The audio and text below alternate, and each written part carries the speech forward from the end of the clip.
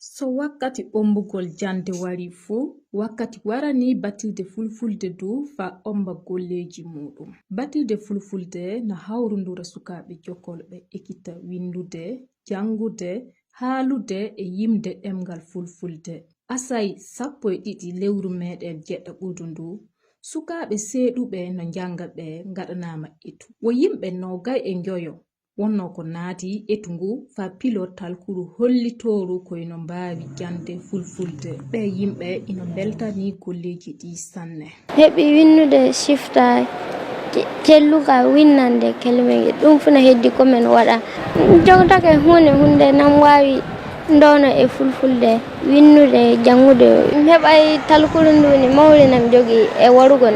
Woodi université Thomas Sankara ƴuhrume wonno ko warmi ɗo. Ay jonde minen dumin tawe batirde fulfulde timmode hitande min dar salle minen dumi keɓan talkuru ko hollinta miɗen mbawi windude de janga.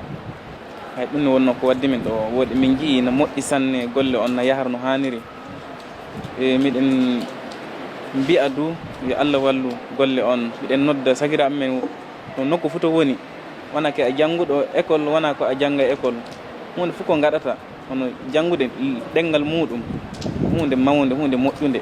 O teññode koyɓe paami ko ɓe jangina nde hitande nde ɗum e tawdede anniya hokkitinde ɓe talkuru seede saabi o etu. Dow ko ɓe janginano ni a woni ko ɗo etu on waɗa sabu ɗum woni wawde bindi e wawde jangude e fahande sifta e fulfulde sabu a yii sa no wawi winde fu sana wawi jangude fu tawan a wawi windito ndele ɗum fu woni ko ɓe janginano.